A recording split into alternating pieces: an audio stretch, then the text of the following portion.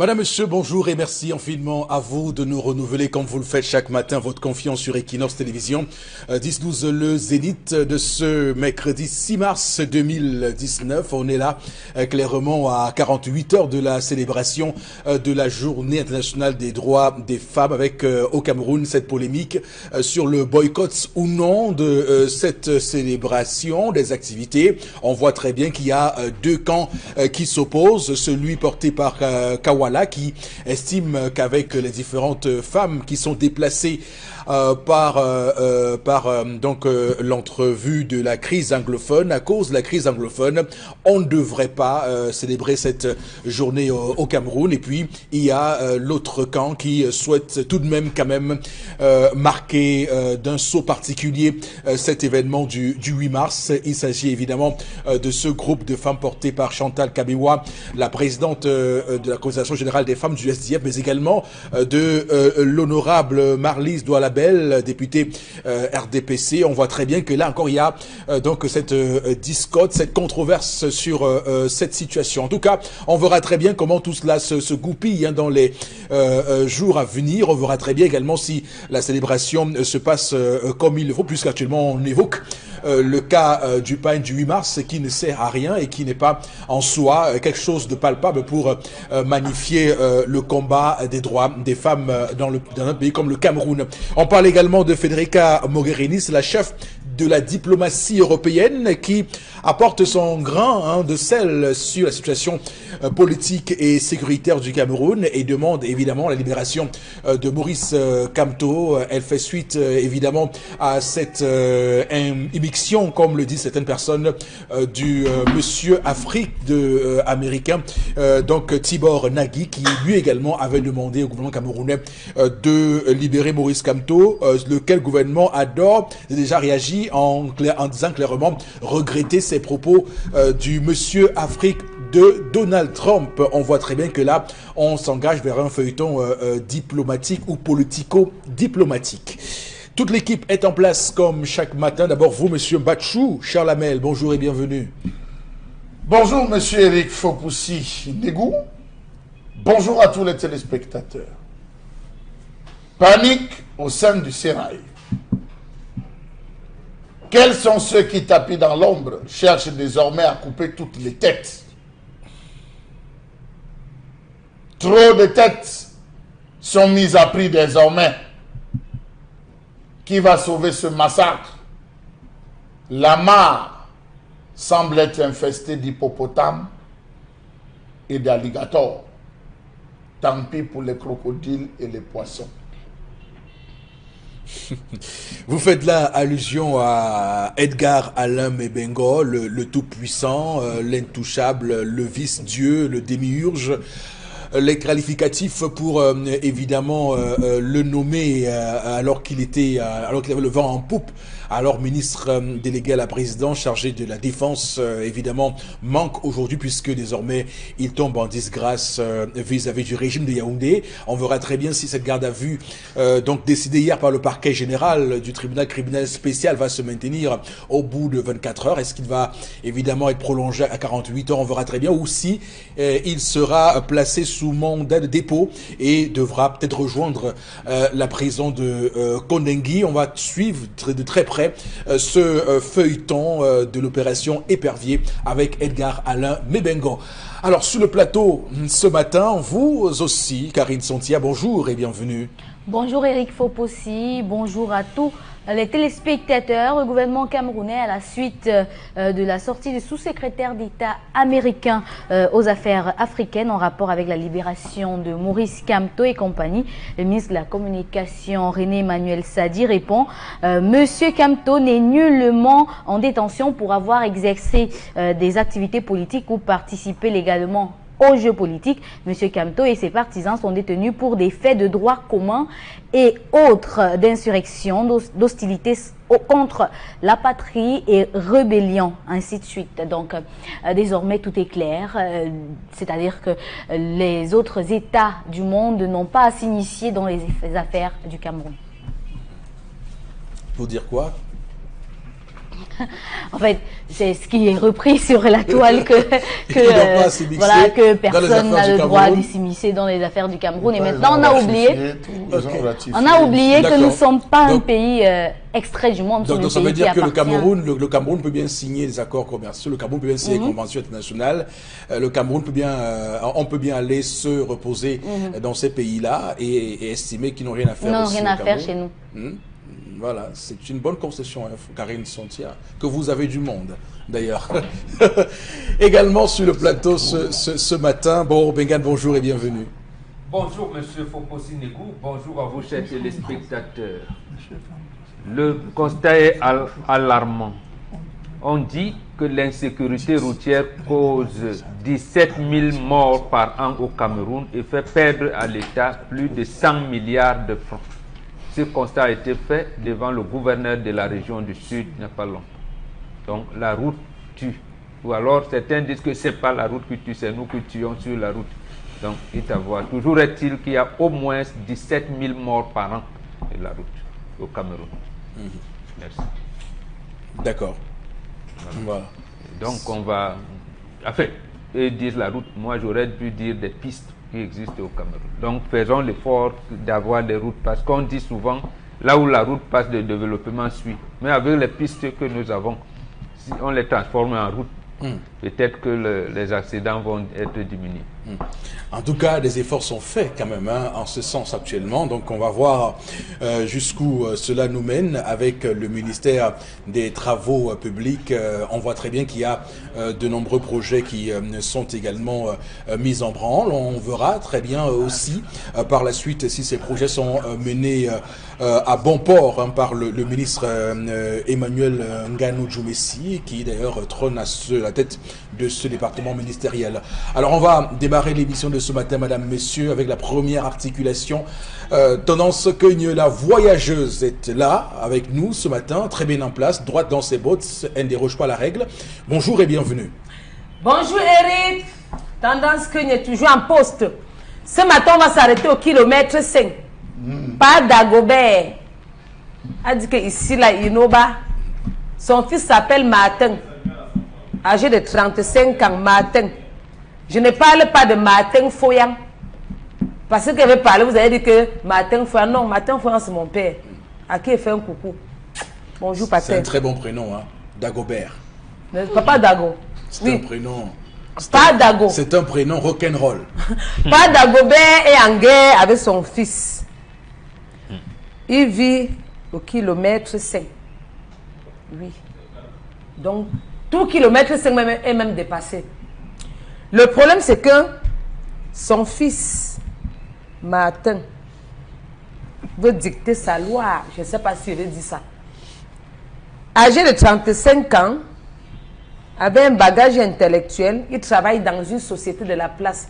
Il gagne un peu 5 francs à la fin du mois. On a doté sa femme, ça fait 2 mois.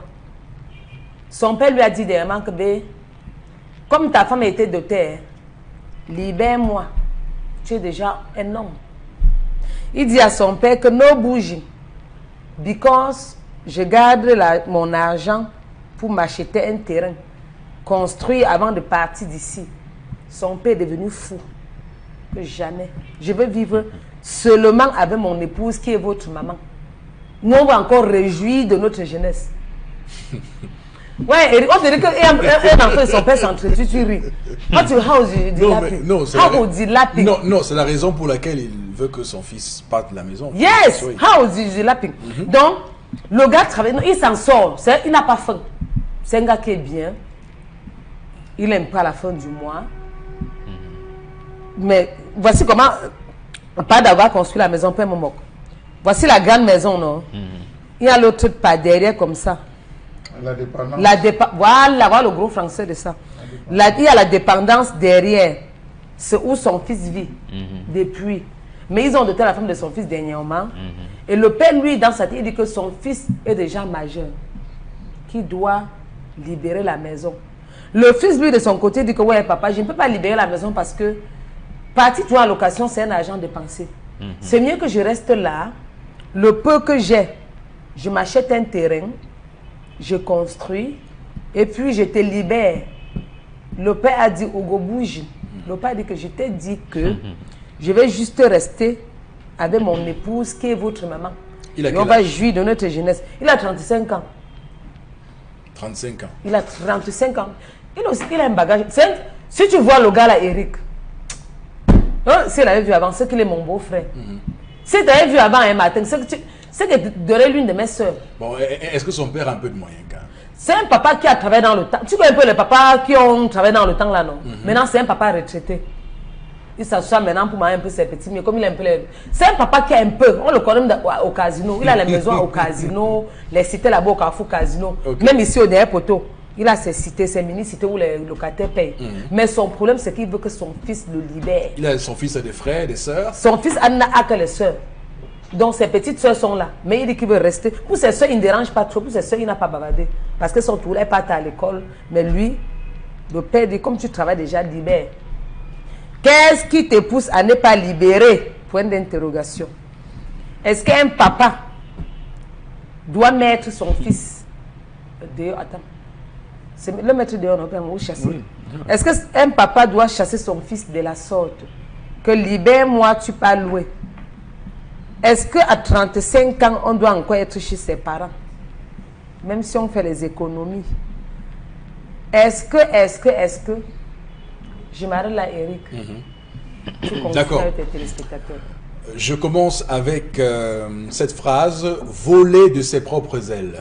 Voler de ses propres ailes, couper le cordon ombilical, s'affranchir d'une tutelle. C'est un vrai grand sujet qu'on met sur la table ce matin pour tous les jeunes messieurs, pour tous les hommes qui nous écoutent, même pour les jeunes garçons qui nous écoutent en ce moment et qui s'interrogent pour leur vie, pour leur avenir dans un contexte camerounais où comme vous savez, l'emploi est compliqué. D'ailleurs, lorsque vous racontez l'histoire d'un an, je me rappelle de cette interview dimanche de Mamadou Bota, le premier vice-président du MRC, qui disait qu'au Cameroun, il y a des jeunes de 40 ans qui sont encore chez leurs parents parce que le système a fait en sorte qu'ils y soient toujours à 40 ans. Mais sauf que dans l'histoire de ce matin, c'est différent. Le jeune en question, le monsieur en question, 35 ans, jouit d'une bonne vie, d'une vie tout à fait paisible. Il a les moyens de sa politique, il a un emploi, il gagne relativement bien sa vie, on voit très bien, et donc là ses parents lui demandent de justement couper le cordon. Qu'est-ce qui peut donc expliquer qu'il s'accroche tant au cocon familial, qu'il souhaite rester dans le cocon familial? C'est la question qu'on pourrait se poser, parce qu'il dit qu'il souhaite donc épargner pour s'acheter un terrain et peut-être se constituer un terrain, un patrimoine avant de quitter la maison. Bon, l'argument paraît un tout petit peu vicieux, parce que est-ce que on veut dire, il y a de nombreux jeunes Camerounais qui à 17 ans quittent leur maison et réussissent à se construire. Donc je ne sais pas si une telle raison est recevable, pour reprendre ici un terme très, on va dire, très utilisé tout récemment dans la sphère, dans le microcosme, dans le biotope politique camerounais, l'écosystème politique camerounais. Alors, alors Karine Santia, je commence par vous. Désolé, ce matin, je commence par vous. Il faut commencer par bonbon. Non, c'est Flora qui dit souvent ça. Je commence par vous, désolé, ce matin. Alors, vous, comment vous appréciez le comportement de ce jeune homme et celui de son père? Le papa s'y est pris trop tard. 35 ans, c'est beaucoup. Dans nos familles, généralement, les enfants commencent eux-mêmes à chercher à partir de leur maison à 18 ans, certains. Pour ceux qui s'y prennent tôt, 18 ans, 21 ans, tout le monde veut partir parce qu'à un certain moment, l'attitude avec le père devient un peu conflictuelle et on a besoin d'un espace personnel pour se mouvoir et s'émanciper. Donc lui, c'est un garçon il sait très bien qu'il est le seul garçon à papa, donc peu importe ce qu'on fait, il sera toujours l'homme de la maison. Donc, je pense qu'il s'accroche un peu sur ça. Il sait que bientôt, si le papa décède, il entrera dans la grande maison et il laissera la dépendance. Donc, il est préparé à ça psychologiquement. Je ne comprends pas pourquoi, à 35 ans, un monsieur qui travaille depuis et qui peut bien prendre soin de sa femme, de ses enfants, décide de rester dans la maison familiale, qui plus est parce qu'il veut garder de l'argent. Ça, c'est encore à prouver, à démontrer pour aller louer. Maintenant, moi, je me dis aussi qu'il y a un gros problème de cordon ombilical qui n'a pas été coupé franchement, avec la mère. Ce garçon n'a jamais été préparé à aller vivre seul. Il n'a jamais su qu'un jour de sa vie, il doit quitter de l'espace. Parce que le problème n'est même pas qu'il habite dans la dépendance. Parce que là encore, il a encore une liberté de mouvement. Mais le problème, c'est qu'il est dans la concession familiale. Et c'est ça qui dérange. Parce que sa femme pourrait entrer en conflit avec ses parents. On ne sait jamais. Elle pourrait faire une cuisine là et la maman dit non, on ne peut pas dans 2 marmites chez moi, ainsi de suite. Ça commence à faire des petits conflits. Et pourtant, lui, il a sa part de famille à gérer. Donc, je pense que quelque part, d'abord, il n'a jamais pu couper le cordon ombilical et on ne se marie pas pour vivre en famille, dans sa famille, vraiment. Ne donnez plus le supplice à ces femmes que vous partez prendre dans leur famille pour amener dans votre famille. C'est vrai qu'en Afrique, on se marie, on épouse une famille, mais vraiment pas la concession familiale. Mais on voit aussi dans les novellas. Non, ça c'est une culture autre. Parce que ce que les novellas nous montrent, c'est que à un moment donné aussi, ces mêmes enfants qui reviennent à la maison sont partis, ils ont été indépendants. Ils ont étudié ailleurs, ils ont ainsi de suite. Ils travaillent, c'est eux qui décident par contre, c'est la maman qui dit rentre à la maison. Donc c'est différent, non, vraiment différent. Non, mais je veux dire, les novellas nous montrent autre chose. Il nous montre autre chose, mais ce que je veux dire par rapport à maintenant, c'est qu'on a un papa qui ne veut pas. Donc il est loin des novellas. Et son fils doit comprendre que maintenant c'est la réalité. Il doit lui-même faire face à sa vie, faire face à une location qu'on toque sa porte chaque fin de mois et qu'il paye. C'est comme ça qu'il va être responsable. Avoir une femme ne suffit pas pour être responsable. Il n'a jamais payé de charge de la maison. D'accord. Alors, bon, c'est à vous. Hein. Vraiment, on se pose. Est-ce que ce père a le droit de dire à son fils de libérer la maison? Oui, il a le droit, c'est sa maison. Et le fils est majeur. Vacciné. Non, mais est-ce qu'il n'y a pas une malédiction? Est-ce qu'il n'y a pas une malédiction, je sais pas, traditionnelle d'un enfant que vous avez accouché et que vous laissez dans la nature comme ça? C'est pas laissé dans la nature. Voilà. Mais il y a 2 situations. Oui.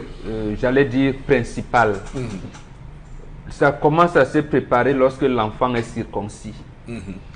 On vous dit, allez-y, quand vous êtes déjà grand-papa, voudrait que vous ayez une épouse, une femme. Après, il vous montre là où vous allez vous installer et là où vous allez faire les champs. Et à ce moment-là, qu'il commence le jugement d'hérédité. Il vous dit, si je ne suis pas là demain, ton frère cadet va construire là, il pourra faire ses champs là-bas. Ta soeur, si le mariage ne va pas bien et qu'elle soit amenée à revenir, elle sera rattachée à tel autre. Telle fille, j'ai dit qu'elle n'ira pas en mariage. Elle va me constituer ici, ainsi de suite. Donc, premier aspect. Deuxième aspect, lorsque ces conditions-là, peut-être au village, parce que tout le monde n'est pas né dans son village, il ne grandit pas dans son village, ou bien on est en ville. Bon, on peut encadrer l'enfant, mais il faut toujours veiller à ce qu'il n'y ait pas de contradiction, ce que développait Sondia tout à l'heure de la maison. C'est-à-dire, lorsque l'enfant commence à vous dire, papa, non. Non, moi, je vous ai habitué, dit non. Non, là, on ne permet pas. Voilà, en fait, les deux même concernent. Mais à ce moment-là, puisque par principe, vous n'avez pas à venir vous installer avec votre épouse à côté de votre parent, de votre maman, et on doit donc vous préparer à partir. Et là, le papa a l'obligation de vous mettre. Mais sauf que la culture africaine est flexible. C'est pour ça que la Grande Royale avait dit tout change et nous devons vivre avec notre temps. Donc c'est cette flexibilité qui amène le père à se dire oui, mon fils, je vais attendre qu'il se marie. Quand il va se marier, il pourra se constituer. Sauf peut-être qu'il a oublié un aspect, il ne l'a pas aidé à procéder à des épargnes nécessaires. Donc à ce moment-là, puisqu'il sait qu'il n'a pas le droit de dormir même toi, parce que même si vous appelez ça dépendance ou quoi, ça veut dire la même chose, dormir sur le même toit que votre papa, dormir avec une femme sur le même toit que votre papa. Ça peut arriver de manière occasionnelle, s'il y a un deuil, un grand événement, vous venez à la maison et tout. Mais là, il ne l'a pas préparé à dire que non, mon fils, comme tu vas te marier là, sache que il faudra commencer. Quand le mariage sera célébré, où est-ce que tu iras t'installer? Donc c'est ce que vous appelez, avec, même dans les séries, novellas et tout, il y a des méthodes d'accompagnement. compagnie. Il peut même arriver que vous n'ayez pas l'argent. Votre papa vous aide à vous installer. Vos parents aident. Donc l'essentiel, c'est que...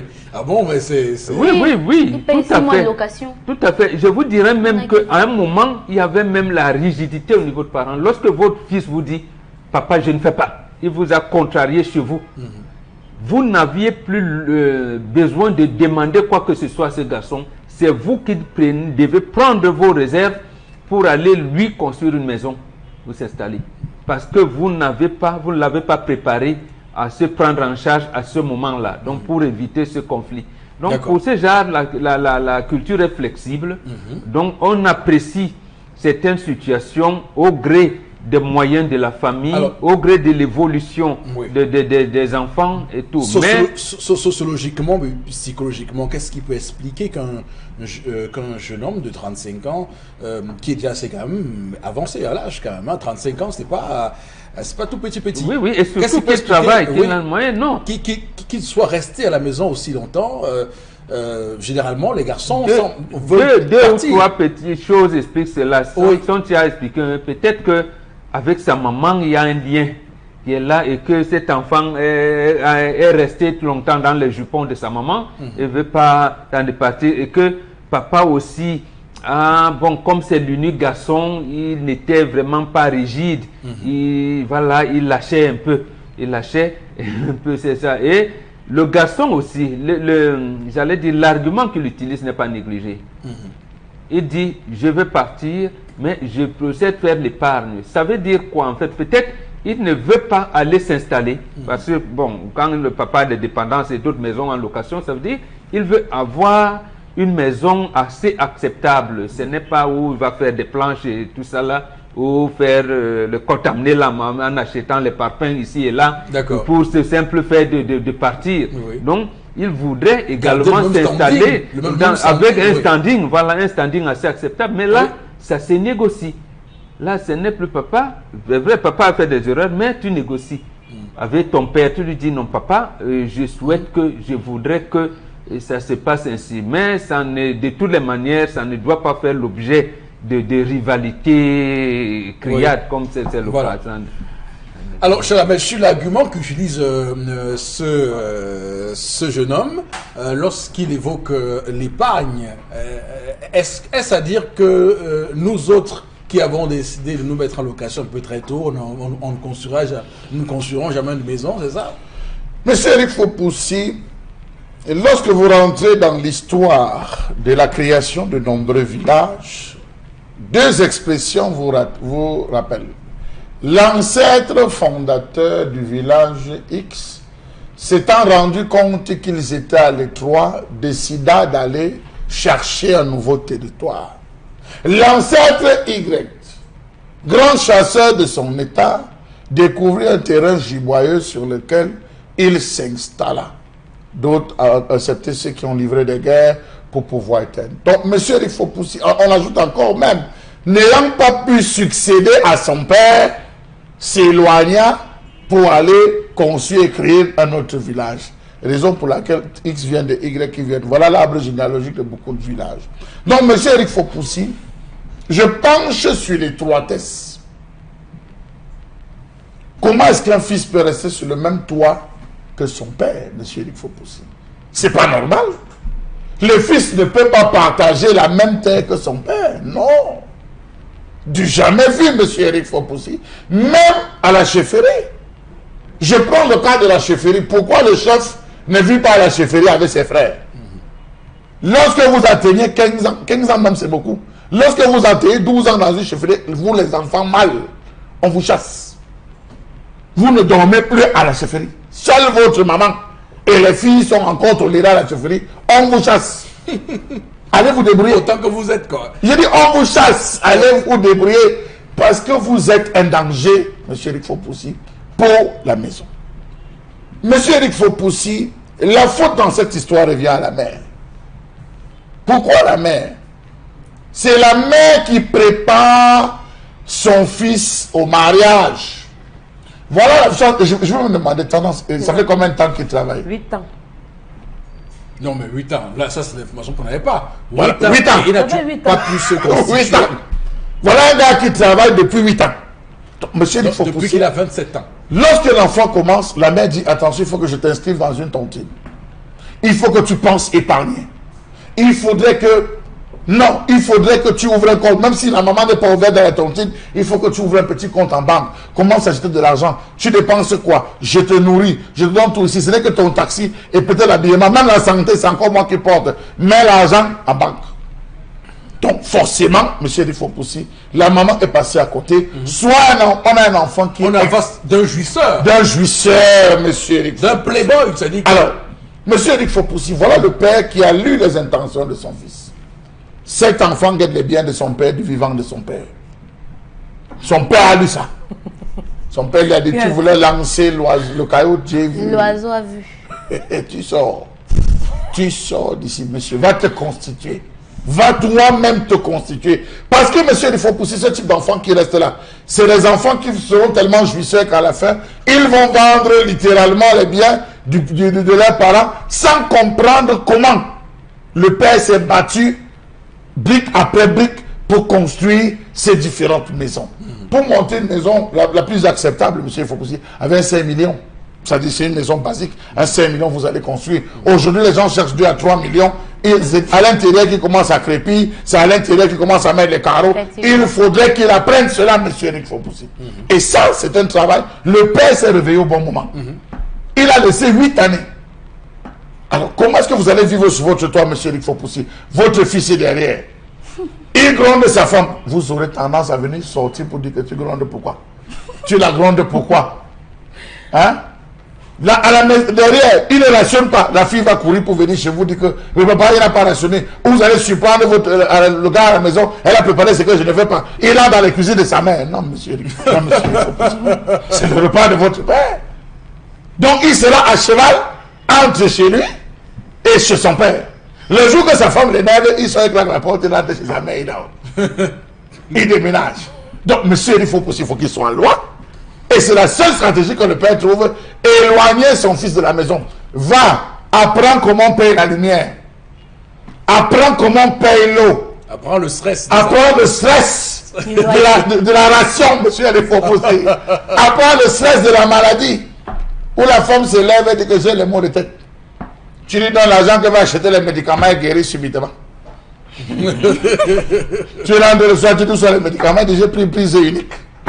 À 6 heures, elle commence à chauffer. Mais hier, tu m'as dit que tu as pris. C'est le stress de ça. Il faut qu'il aille vivre le stress. Faut qu'il vive ça. Ouais. Qu'il aille vivre le stress du mariage, qu'il aille vivre le stress de la vie. Où tu sors, moi, on te dit que ton salaire n'est pas passé, monsieur Eric Fopoussi. Tu as le bailleur qui te guette, qui te salue du 1er au 15. Le 15, il change. Dès que tu arrives, tu le salues, tu te regardes faire un conseil dit, monsieur, ce que j'attends, c'est le salaire. Attends-moi le 1er pour le bonjour. Donc voilà, il faut que l'enfant grandisse avec cela qui s'assume. Cet enfant ne parvient pas à s'assumer. Malheureusement, c'est le seul homme. Voilà pourquoi le père de son vivant veut vite faire de lui un homme. Et puis c'est aussi beaucoup de facilité. C'est une course vraiment, on va dire comme ça, une fuite en avant parce que on peut assumer ses charges et réussir à épargner. C'est d'ailleurs là que vient le terme épargne, réussir. Donc parce qu'il veut forcément toutes les marges pour pouvoir épargner. Au final, il n'épargnera pas. Non, il n'épargnera pas. Il n'a jamais Ça fait épargné. 8 ans parce qu'il dit Il n'a jamais épargné. et tout, mais parce que il est habitué à jouir. Avec notre femme, vous pensez qu'il va épargner comment? Il a une autre charge. L'enfant va venir. Il va Il n'a plus d'argent. Maintenant, Et il va le travail finit un s'éterniser. jour. Et il va s'éterniser là toute sa vie. Sans S'il jamais rien. n'expulse pas le père un jour, Ouais. en lui disant que tu as notre maison, alors tu peux aller vivre là-bas. Monsieur Eric Fopoussi. Ouais, parce que ce genre d'enfant est souvent culotté. Hein. Ce genre d'enfant peut se révéler très culotté. Alors, Tendance, que tu penses quoi de ce jeune homme? Ouais, pas d'Agoé. Vraiment, je le comprends. Matin, je te comprends, mais pas d'Ago, pardon, papa. Il faut aussi comprendre l'enfant. En l'envoyant comme ça, là, il n'est même pas encore prêt. C'est pas aussi facile de prendre la maison à lui à toi, là. Non. Aujourd'hui, quand tu parles, non. Aujourd'hui, même quand tu parles, on te dit, madame, ou encore monsieur, donnez 1 an de loyer avec 2 mois de caution. Mais on n'est jamais prêt. C'est beaucoup. On n'est jamais Lui prêt. aussi, il a dit de garder cet argent pour construire demain ou après-demain. C'est une bonne idée. Maintenant, en te levant, en lui disant de partir, maintenant, c'est l'envoyer se balader, tourner, se garer. Pourtant, son espoir, ce sont ses parents. papa, si c'est parce que vous êtes dans la même barrière et que parfois quand il discute avec maman, il entend. Hein. C'est ça qui pose un problème. Elle laisse. Il peut construire une barrière comme s'il divise. Il reste dans son... ça va lever, dans sa dépendance. Il reste dans sa dépendance. Ça va lever connaître la conséquence de son père. Pas diviser le terrain de son père. Pas diviser. Si c'est peut-être parce que souvent quand papa et maman discutent, il a peur que son fils va entendre non. C'est mieux de laisser après, il construit même une barrière. Soit encore, on perce sa porte, ça sort du côté de la route. Ça sort du côté de la route pour lui, le temps pour lui d'épargner. C'est pas aussi facile. Je suis maman, il sait ce que ça fait. Non, cet enfant, si tu es une maman et tu laisses ça, c'est que tu ne l'aimes pas. Voilà. Non, cet enfant est en train de limiter ses potentiels. Non, ce n'est pas ça. Parce que souvent, vous gagnez une somme d'argent, vous vous suffisez avec cette somme d'argent et vous restez vous stagnez. Alors que si vous avez plus de charges, vous surpassez pour avoir encore plus de revenus. Ça marche comme ça en fait la vie. C'est-à-dire que plus on a de charges, plus on se bat pour avoir plus de revenus. Tel que je le vois, ce n'est pas un garçon voyou, c'est un responsable. Mais il faut seulement savoir le manager. L'argent va dans où finalement le Non, c'est un responsable. Il peut être imprévisible. Peut-être qu'il garde son argent quelque part pour trouver un bon terrain. Quelque part. Il ne doit pas aller construire dans les marécages. Ça dépend de ce qu'il a dans le cœur.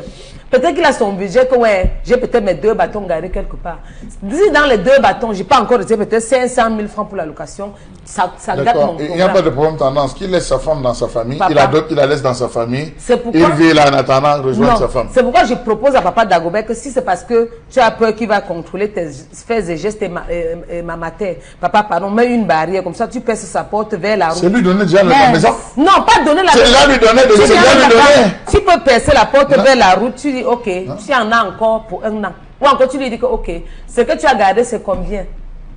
Entre-temps, si c'est un papa qui est gentil, il peut aussi aider son fils à trouver un bon terrain. Pourquoi pas?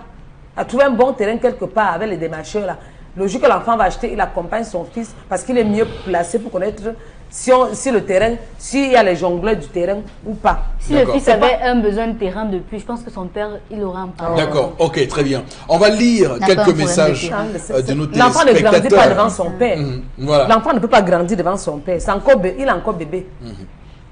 De mon humble avis, ce papa a raison d'une part de faire cela pour pousser son fils à prendre ses responsabilités en main. Mais il aurait pu aider son fils en lui accordant le temps de s'en procurer un terrain car la location n'est pas du tout facile. C'est Yves depuis Niala Parizeau.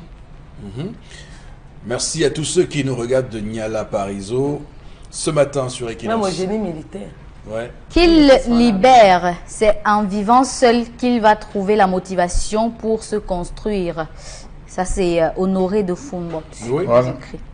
Notre message, Martin doit savoir qu'il économisera que lorsqu'il sera en location. Dans le contraire, même 40 ans, lui trouvera à côté de son papa. Oui. Boba, Boris de village. Autant pour moi. Un autre message. À quel âge un enfant doit quitter le toit familial? 18 ans. Un autre message. 18 ans. Par rapport au sujet du jour, le fils devrait quitter le domicile de ses parents. Demain, il y aura des petits conflits. Sinon, demain, il y aura des petits conflits entre sa maman et son épouse. Même pas ça entre ses soeurs et l'épouse. Voilà. Il y aura des conflits entre la soeur, l'épouse et tout ça. Un jour, la mère va mal parler à la fille. Il va dire, tu parles à la femme de qui comme ça? Ou la soeur va dire, tu parles à la femme de qui comme ça?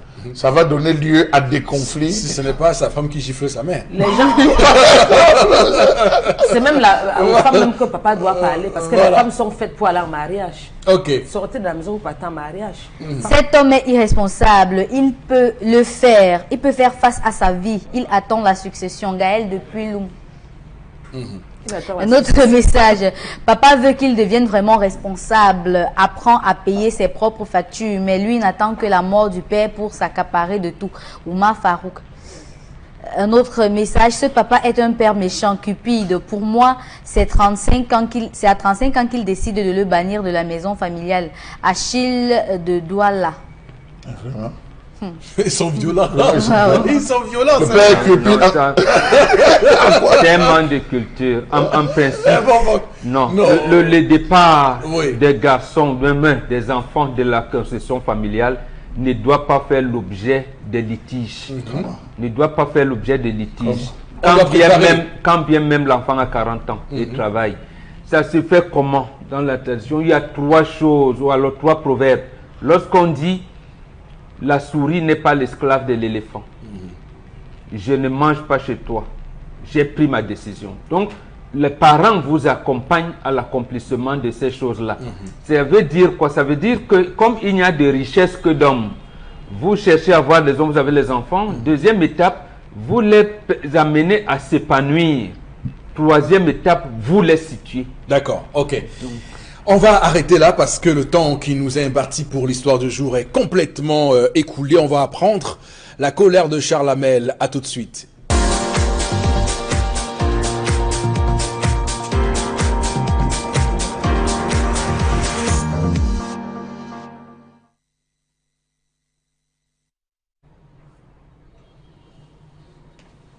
Je m'interroge ce jour sur la question de la gestion calamiteuse de nos formations sanitaires au Cameroun.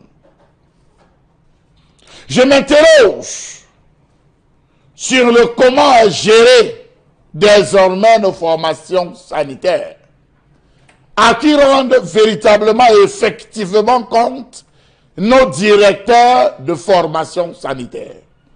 Hôpitaux de référence, hôpitaux d'arrondissement et tout ce que vous voulez. Parce que là, on se perd même dans les appellations au Cameroun. Comment comprendre cette gestion abracadabrante de nos formations sanitaires? Cette inadéquation entre les ressources financières et les missions des établissements. Un déficit de plateau technique, une absence de planification opérationnelle, une organisation technique anarchique et une gouvernance digne du 6e siècle.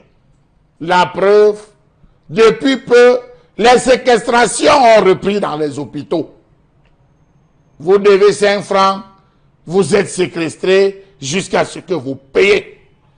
Comment comprendre que l'ensemble de nos hôpitaux soit plus administré que géré? Comment comprendre qu'alors que les pays d'Afrique, à l'instar du Niger, se battent pour rivaliser avec les grandes puissances occidentales, l'on assiste chez nous à une absence d'outils de gestion, absence de comptabilité, manque de critères économiques dans la prise de décision, absence d'équilibre des comptes, insuffisance du système d'information hospitalier ou encore de la gestion des équipements. Comment comprendre que le personnel technique n'a pas de fil conducteur, avec les conséquences qui vont crescendo, à l'instar du mauvais accueil des usagers, l'absence de la permanence dans les soins, les coûts de soins élevés et variants, la complexité des mécanismes de prise en charge des malades, absence de protocole dans le diagnostic et la thérapie. La preuve, 3 nouveaux-nés ont perdu la vie à Garoua et il y a quelques semaines seulement. Pourquoi? À des savoirs. Comment comprendre qu'à l'heure où l'on nous présente les IRR, initiatives à résultats rapides, l'on dénote encore dans nos formations sanitaires une inefficacité dans la gestion des ressources sanitaires. À ce titre, la démotivation et la mauvaise gestion du personnel sont des manifestations d'une absence de gestion des carrières, une absence et un non-respect de la réglementation dans le recrutement du personnel. Comment comprendre que la corruption ne cesse de dicter sa loi dans nos hôpitaux? Les infirmiers et les médecins, très cupides, avides d'argent et de gains faciles, cherchent toujours à stocker du fric aux malades avant de les soigner. On paye pour avoir l'attention des gardes malades, pour sa sécurité, pour éviter qu'un nouveau-né ne soit volé ou que les organes d'un proche ne soient détournés à la morgue. Les malades sont ainsi rançonnés et arnaqués tous les jours au détriment de leur santé sous le regard appréciatif des responsables hospitaliers. Que fait un directeur d'hôpital ou qu'est-il censé faire? Point d'interrogation. Nos hôpitaux sont pleins de personnel douteux et mal formés. Très peu de médecins et d'infirmiers ont une qualification digne de ce nom. On recrute sur des bases douteuses et non pertinentes telles que le népotisme, le favoritisme et le tribalisme. Certains médecins arrivent même carrément à se tromper. Plus grave, les pansements, les solutés de remplissage, les perfusions et les antibiotiques dans les hôpitaux se vendent ailleurs que dans les pharmacies, sous le couvert des médecins et infirmiers qui, à défaut de vous en proposer, vous avoir acheté quelque part chez un frère dans la rue. Savez-vous que la gestion financière est peu satisfaisante? La gestion des crédits de l'État est complexe. Les recettes propres des grands hôpitaux peu sécurisées. On a vu dans certains hôpitaux de cette ville de Douala des directeurs gérer complètement l'argent de dépôt de la morgue. Lorsque vous venez déposer, vous payez les frais, c'est restitué directement à monsieur le directeur. Tant pis pour la caisse. On a vu même l'accueil, la gestion des carnets être gérée directement par monsieur le directeur. Cet argent part où? Est reversé où? Parfois c'est l'argent des hospitalisations. Le directeur a dit que, le directeur a dit que, le directeur a dit que, monsieur le directeur attend. Pourquoi? Allez savoir. Savez-vous que les hôpitaux se contentent de l'utilisation des allocations financières de l'État et de diverses subventions? Or, le chiffre d'affaires qu'ils réalisent est très élevé. Où va donc l'argent de certains hôpitaux? Je m'interroge. Savez-vous que le système d'information hospitalier, bien que très complexe, est très mal géré? La collecte des informations sanitaires est encore très insuffisante pour le suivi des malades. Savez-vous que l'hôpital public fonctionne comme une administration dans le respect des principes de réglementation et de hiérarchisation sans culture de résultat? La logique dominante étant celle de l'État distributeur de crédit qu'il juge nécessaire pour l'apport des soins aux populations. Les populations souffrent, les malades se plaignent, les médicaments se font rares, les suivis sont soit personnels, soit tout simplement aux oubliettes.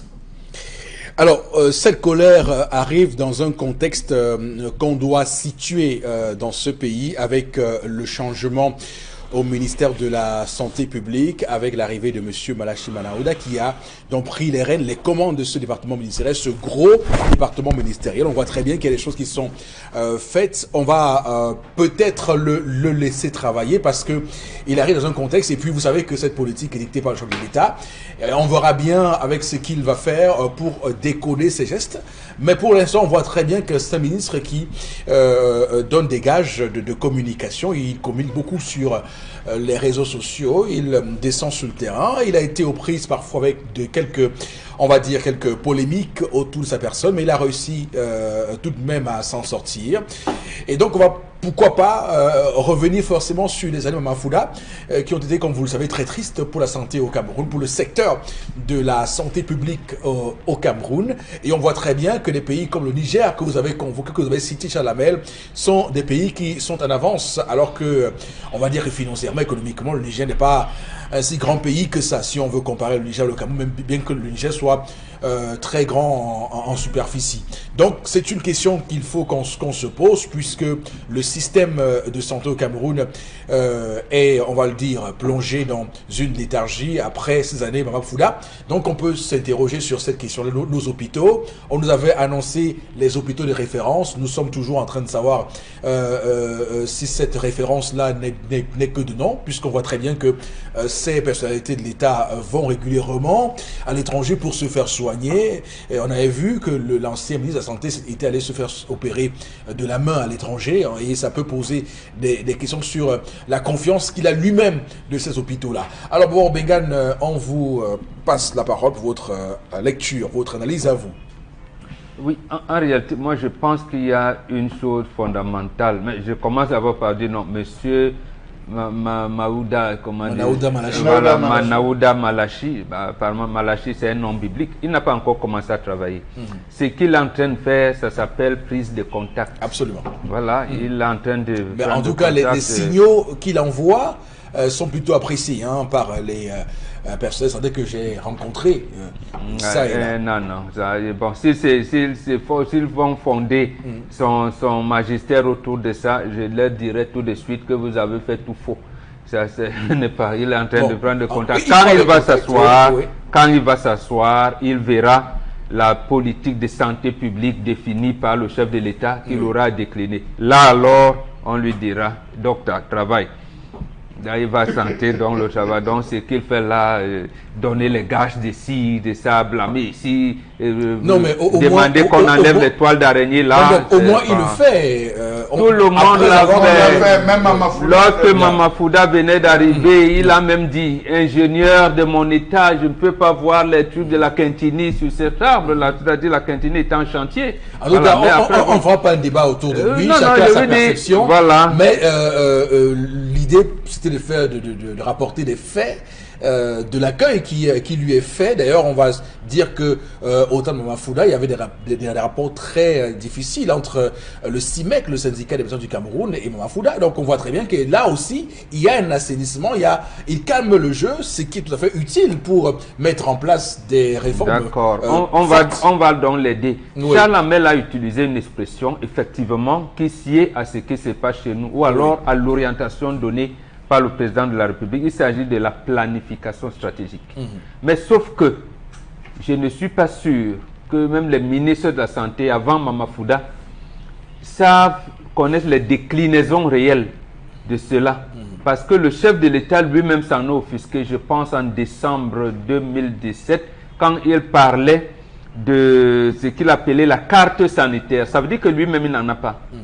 Ou alors il a demandé à ses collaborateurs qu'on lui apporte une carte sanitaire, ils n'ont pas. En tout cas, en 2016, il y a eu cette réforme hospitalière qui a été lancée, qui était claire. D'abord, quand vous parlez de 2016, ça veut dire que ça a échoué. Oui. Et ça veut dire qu'on a annoncé beaucoup de choses depuis 1996.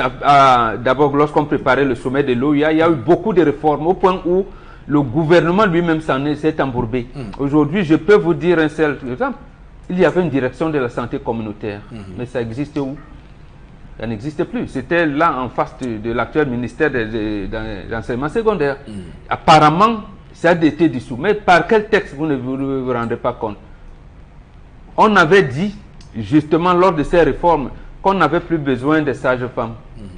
Mais c'est le même gouvernement, à travers le ministère de la formation, de ce que vous voulez, l'emploi ou quoi que ce soit, on lance la formation des sages-femmes. On ne les recrute pas. Donc, en fait, c'est la planification stratégique. Il existe quoi? Dans ces multiples réformes qu'on n'a jamais terminées, on ne parle plus de dispensaires. On parle, donc, même les dénominations ont changé. On vous parle de centre de santé intégré. On vous parle de l'hôpital de district. On vous parle de... Voilà. CMA. Centre médical d'arrondissement. Oui, le centre médical d'arrondissement. Oui. Voilà, on vous parle des hôpitaux régionaux, des hôpitaux régionaux annexes, des hôpitaux de référence. Parce qu'un hôpital, comme l'hôpital central de Yaoundé, de Bafoussam ou l'hôpital La Quintini, ils ont rang et prérogatives de sous-direction de l'administration du ministère de la Santé publique. Mais cette orientation fait qu'on demande à ces directeurs-là j'allais dire, de donner de l'argent, de faire des chiffres. Comment vous allez demander à un directeur de l'administration centrale de vous donner des chiffres comme si c'était une entreprise publique? Justement, c'est en contradiction avec l'orientation même définie par le chef de l'État dès qu'il est Premier ministre, c'est-à-dire quoi? Deux choses fondamentales, l'administration des soins et les recherches. L'administration des soins et les recherches. Les recherches sont à quel niveau? Je n'en sais rien, je ne suis pas un chercheur, mais au moins dans l'administration des soins, il a dénoncé le plateau technique. Mais dans l'administration des soins, il y avait une autre donnée qu'on ne parle pas. C'est-à-dire, dans la santé communautaire, on avait mis la médecine traditionnelle. Parce qu'il y a une sous-direction, que ce soit au ministère de la Recherche scientifique et de l'innovation ou au ministère de la Santé publique, il y a ce qu'on appelle la médecine traditionnelle. Vous, je ne suis pas sûr que vous entendez parler. Donc, quand vous me parlez de réformes, c'est pour ça que je vous ai dit, M. Malachi, comme il a un nom biblique, peut-être que Dieu va l'aider. Donc, là, quand il verra la recherche, le véritable problème, pour dire qu'il n'y en aura pas, puisque le secrétaire d'État, il a un secrétaire d'État qui est Lamido de Garoua. Oui. Il a une spécificité, il est chargé des endémies et des pandémies, quelque chose comme ça. Oui, des grandes pandémies. Ah voilà, des grandes pandémies. Et vous savez ce qu'il y a dans son propre village? Le choléra. La Garoua premier, voilà. Donc en fait, c'est pour vous dire quand même, lui il est là depuis Methusalem. Ça veut dire qu'il n'existe pas de politique de santé publique au Cameroun. Donc on nous amène donc à nous fier au directeur. Des directeurs de l'hôpital a fait ci. On lui a demandé les chiffres et quand il vient dire que non, bon. Mais sauf que c'est toi que j'ai mis au laboratoire. Mais sauf que quand un directeur institue le code, on parle du cas de l'hôpital à Kintini, est-ce qu'on est certain que cet argent-là rentre dans les caisses de l'État? Le problème, la question qu'on pourrait se poser. Justement, oui. Le ministre de la Santé qui l'enlève dans le code, pourquoi il n'enlève pas? Précisément parce qu'ils vont se rendre compte qu'ils sont en inadéquation avec ce qu'ils disent. Oui. Puisqu'on ne peut pas demander à un hôpital de faire les chiffres en fin d'année. Et là, quand on lui dit, le directeur de l'hôpital est obligé de chercher l'argent. Il va dire, bon, tu vas au laboratoire. Parce que vraiment, il y a eu des trafics ici. Monsieur Foposi Negou, gère-moi les caisses. Parce que là, je suis sûr que quand le délégué... Ça veut dire qu'il place les siens. Les justement, parce qu'en haut, quand on va lui dire que mais on vous a demandé 2 milliards, vous n'avez pas pu atteindre, cher ami. Donc, l'administration des soins est donc évacuée. Or, c'est ça qu'on affiche. Au profit d'un objectif mercantiliste. Voilà, mercantiliste. Donc, en fait, il y a une loi non écrite qu'on instruit au directeur d'appliquer. D'accord. Alors, Chalabel, juste un mot en commentaire de cette décrépitude. On va revenir là-dessus tout à l'heure. Chalabel, en tout cas, vous avez raison de me dire cela parce qu'on nous signale justement que le temps imparti à cette première partie est totalement écoulé. On va donc se donner rendez-vous normalement dans quelques petites minutes. Une pause, on souffle un peu et puis nous sommes de retour pour la deuxième partie, encore plus fort.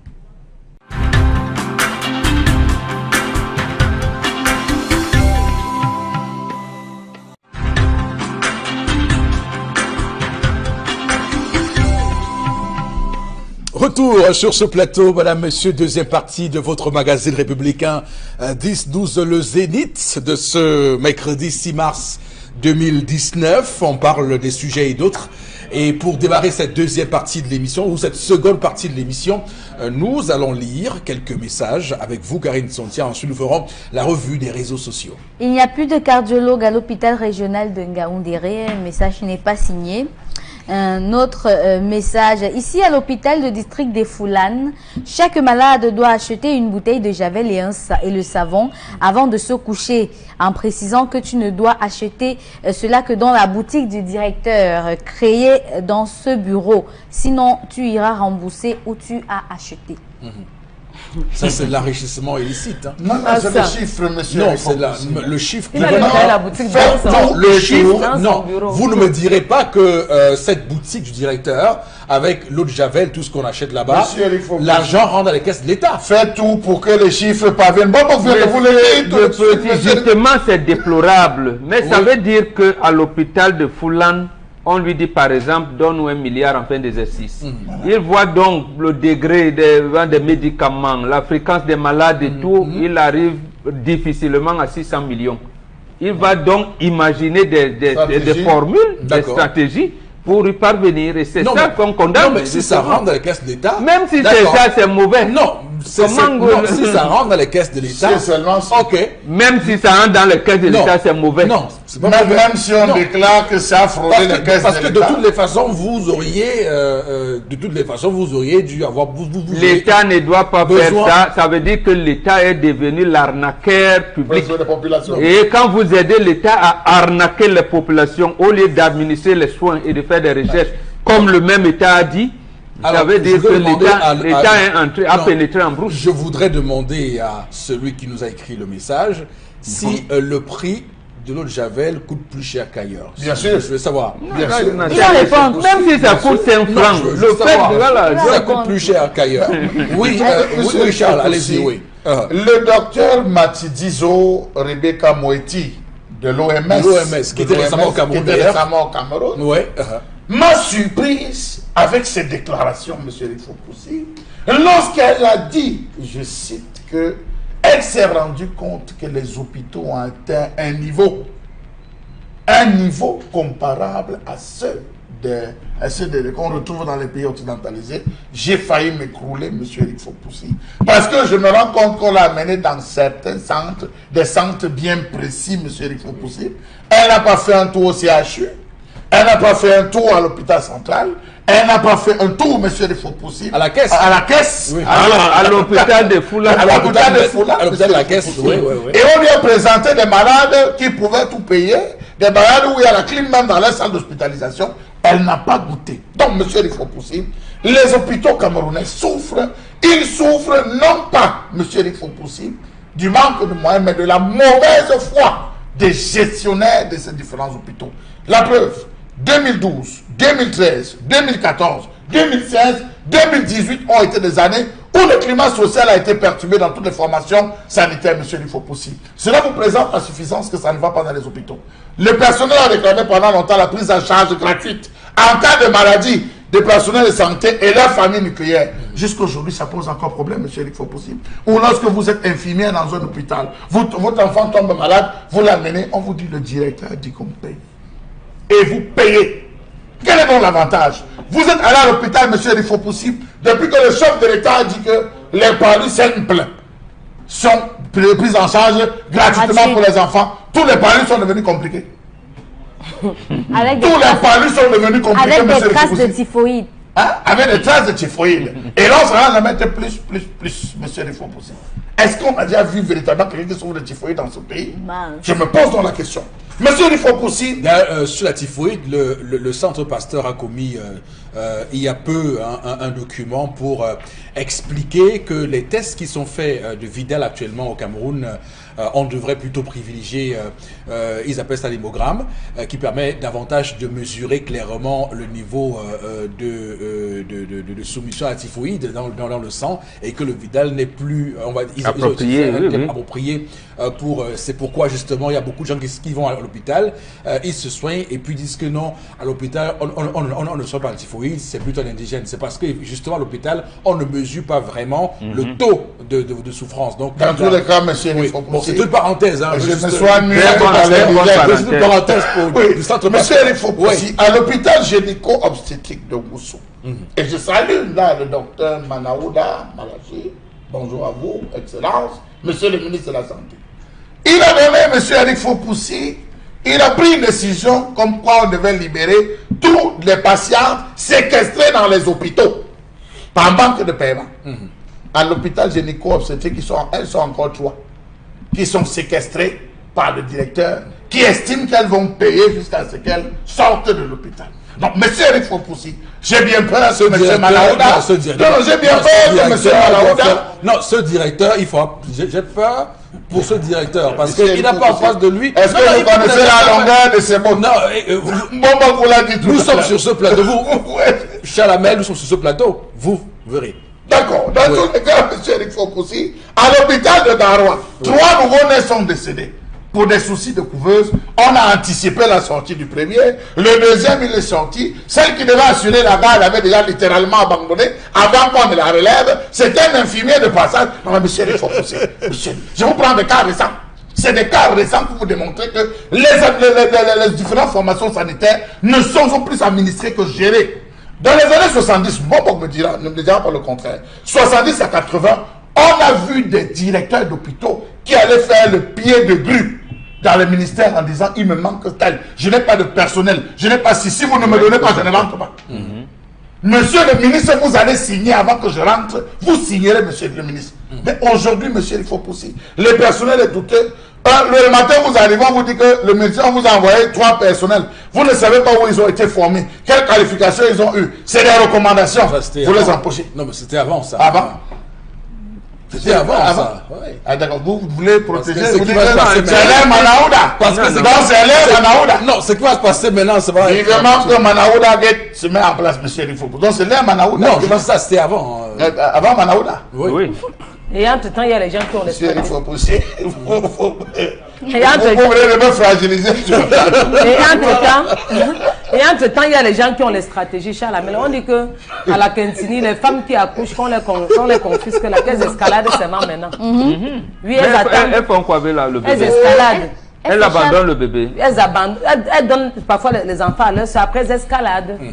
Donc, au lieu de nous confisquer encore, on escalade. Elles ont pris notre stratégie que mode escadalas. Attends, mode escadalas. Attends. Ouais, ça ne vient pas. Non, escadalation. Non, Voilà. Escalation. Elle passe le temps seulement à escalader. Ça vient du mot escaler. La même chose, ce sont les enfants du même. Monsieur Eric, D'accord. si vous Escalader. allez me dire toujours que Ok. vous m'avez rabattu même le Non, non, moi Non, non, je suis je- d'accord Parce avec que lui. l'on peut voir le compte. Monsieur, là, non, l'actuel ministère de la Santé publique n'a pas encore déroulé sa feuille de route. Là, Oui. il faut le reconnaître. Il n'a pas On encore. peut lui honnêtement. imputer Oui, on ne peut pas. des Non, faits. notre qui rôle sont c'est attiré. antérieurs. Non, n'accusons pas. Justement, Nous oui, sommes en train oui. d'activer la Absolument. d'alarme sur la façon, la gestion des différents Est-ce que vous hôpitaux. savez, est-ce que vous Monsieur savez que pour la course de l'espoir à Boya, ça c'est un fait palpable. Est-ce que vous savez qu'avant, il y avait une mafia autour de l'équipe qui partait là pour gérer la santé de la course d'espoir? Cette année, les athlètes ont été surpris de voir que ils ont été accompagnés par les agents de santé venus du ministère de la Santé. C'était une surprise. Personne, ils ont pensé que c'était la chasse gardée de certains fonctionnaires qui estimaient que c'est l'occasion pour eux de faire des missions, des missions comme farfelues. Mais il y a quand même des faits. C'est des faits, Charles. On peut pas passer outre les faits. Voilà. On va continuer à lire Un autre les messages. message. Oui. Est-ce que vous savez que à l'hôpital La Quintini, on ferme les femmes qui accouchent et n'ont pas les moyens pour payer durant les mois jusqu'à ce qu'elles s'enfuient, comme les évadés? Hein, c'est Voilà. ce que Dana disait. Non, ça c'était avant. Je dis même maintenant, je Monsieur connais les Foposi a plans. dit que Elle c'était passe le avant. temps maintenant à escalader. Bon, il faut dire que Elles l'hôpital La escaladent. Quintini est un établissement public, donc ils ont un régime spécial. Hein, la Quintini. Monsieur Rico, Alors, est-ce je vois que vous vous une femme rendez compte que escalader, dans c'est un évident. hôpital, même la gestion de la simple cantine, c'est la femme, l'épouse du directeur qui vient contrôler. Mais monsieur, il faut pousser. À un moment, on se demande, est-ce que lorsqu'on met quelqu'un à un poste, on nomme quelqu'un, il prend cela comme étant sa propre. C'est bien beau que je vais donner accorder du crédit à ce que Mbabok a dit, que chaque personne arrive à mettre les siens pour contrôler parce qu'on attend des chiffres, mais à la fin, chacun veut se servir, monsieur, il faut Oui, pousser. mais En absolument. mettant sa Absolument. propre femme. Absolument. Chacun veut se Parce- servir. justement parce qu'il y a les pourcentages qu'on vous rétrocède. Oui. Et justement, et c'est pour cette raison que le personnel médical a raison d'entrer en colère. Parce Oui. qu'il y a aussi une expression que je n'aime pas souvent, la presse utilise, ils sont en mouvement d'humeur. C'est pas mouvement, il faut dire mouvement de colère. Oui. Lorsque les infirmiers, les laborantins, les aides-soignants voient donc tous ces manœuvres et ils ne savent pas, ils disent que même les médecins, à un moment donné, les rétributions qu'on leur donne ne suffit pas ou alors viennent en retard et qu'ils soient obligés de faire grève, c'est mauvais. Ça Très veut dire que l'hôpital est malade. L'hôpital qui devrait soigner les malades, il est lui-même malade. Avec les D'accord. gestionnaires en tête. Ok, on va. Un autre message. Oui. En vérité, je vous écris pour parler du simple hôpital à Quintigny. Vous avez vos produits, on vous fait payer entre 3 500 à 5 000 francs le malade. D'accord.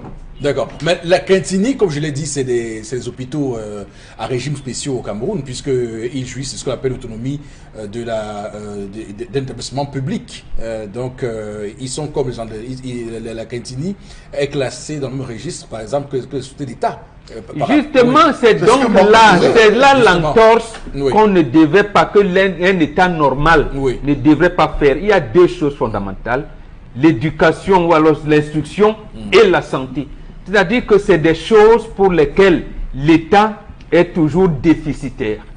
Vous dites l'État ne forme pas ses citoyens à l'école, ne forme pas les ingénieurs, les journalistes et autres pour avoir de l'argent. Parce que eux, ils vont produire de l'argent. Et en plus, il faut donc les accompagner dans un corps sain. Donc la santé et l'éducation ne sont pas là pour donner de l'argent à l'État au Cameroun, parce que ce qui forme les citoyens, ils sont là, vont avoir les moyens d'épanouissement. Alors, il y a également, enfin, je veux dire, chaque fois, je fais une parenthèse également dans cette affaire des hôpitaux, puisque ça concerne également le plateau technique de nos hôpitaux au Cameroun. Il y a une réflexion qui est faite par un chercheur donc, qui dit qu'il y a aussi une dimension internationale, notre dépendance à l'Occident, qu'il faut aussi questionner à l'heure de parler des hôpitaux, puisqu'il y a dans nos conventions, on ne sait pas ce que le Cameroun a signé dans les pactes coloniaux, il y a cette convention qui fait que on a un niveau qu'on ne doit pas atteindre pour continuer à faire de la clientèle pour les hôpitaux français, hôpitaux européens. Ça, c'est vrai. Ça, c'est C'est vrai, je le confirme. Oui. Ça a été signé 6 jours avant l'indépendance du Cameroun. Oui. Et je confirme, il y a même une entreprise ici que je ne citerai pas, qui décide de quel matériel on doit utiliser à l'hôpital. Voilà. Je parlais à partir des seringues jusqu'au gaz Voilà. et tout. Justement, c'est encadré et là, il a raison. Oui. Et votre information est juste, je Tout le à fait, confirme. tout à fait, Donc, il faut également décoloniser la santé publique. Vous avez le chic de la formule. Il faut décoloniser. Oui, tout à fait. Finalement, Parce que même là aussi, l'inceste politique est arrivé. Donc, Oui. il faut décoloniser. d'accord, ça veut dire que sur le plan de l'éducation, on est muselé. Sur le plan politique, on est muselé. Sur le plan de la santé, on est muselé. Et finalement, ces personnes ne gèrent rien. Oui. Absolument. Mais C'est pour ça. Bon, je vous donne un cas On vous dit que simple. l'indépendance du Cameroun. Je Je vous donne un cas simple. Transparente. L'ordre des médecins du Cameroun, Oui. c'est comme un seul homme pour combattre un médecin. Pas n'importe lequel. En Noumangou. Oui. Lorsqu'il a commencé à faire des recherches. Oui. C'est-à-dire, pourquoi c'est un médecin, enseignant, ancien ministre, il vous dit, moi je pense que la recherche sur le sida a abouti à Vanivax comme ça. Mais il Vanivax, fallait voilà. voir. Cherchez le Vanivax, Vanivax, oui. il fallait voir comment l'ordre des médecins s'en était offusqué, a commencé à faire une, comment on devait dire, à démolir complètement Voilà. ce qui était fait. Oui. Mais tout ça vient d'où? Ça vient de la France. Oui. Ça vient de la France. Et la France elle-même est encadrée par les États-Unis, par l'OMS. Bon, je ne vous dirai pas qui a créé, qui était à l'initiative de la création de l'Organisation mondiale de la santé. Tout à fait. C'est un milliardaire américain en 1945 qui a instruit cela et qui a donné un certain type d'ordre et surtout de, voilà, qu'il appelle là-bas une déontologie médicale. D'accord. Bon, pour se faire de l'argent. Donc, pour dire aux Camerounais qu'il y a aussi de ça, il y a que les Européens, les impérialistes ne voient pas d'un bon œil notre affranchissement sur le plan de la santé. Absolument. Parce que C'est ça la viendra, raison pour laquelle ça viendra. Ils ont des hôpitaux, la Salpêtrière en France, ouais, le Neuilly, quoi, tout à fait. américain Neuilly. Ils voient bien que si on continue comme ça, on va leur Val de réduire la Grâce et clientèle. tout ça, oui, tout voilà, à fait. tout à fait. Nous, dans une vie, un journal Le Monde Promatique, c'est pas, on avait fait une enquête sur comment l'Afrique était la cobaye des Big Pharma. Oui. Et là, dans ces recherches, justement, c'est pour ça que je dis, votre information est juste. Oui. Que dans la santé publique, intègre aussi la politique de médicaments. Et le drame, c'est que ils se sont rendus compte que les politiques de santé, même élaborées là-bas en Europe, ne coïncident plus avec nous. Donc, c'est pour ça qu'on vous dit, on a enlevé les flavokines. Pourquoi on ne vous dit pas? Oui. Il y a une escroquerie terrible. Comment est-ce qu'en Europe, ils n'ont pas le paludisme, comme on dit, et ils fabriquent les médicaments pour le paludisme? Non, mais c'est pas possible. C'est C'est ce milliardaire auquel je parle. C'est pour ravitailler l'Afrique. Et docteur Anomangou, on dit qu'il était mon bonbon. Il est mort. Pas son âme, que son âme repose en paix. Oh, j'aime te.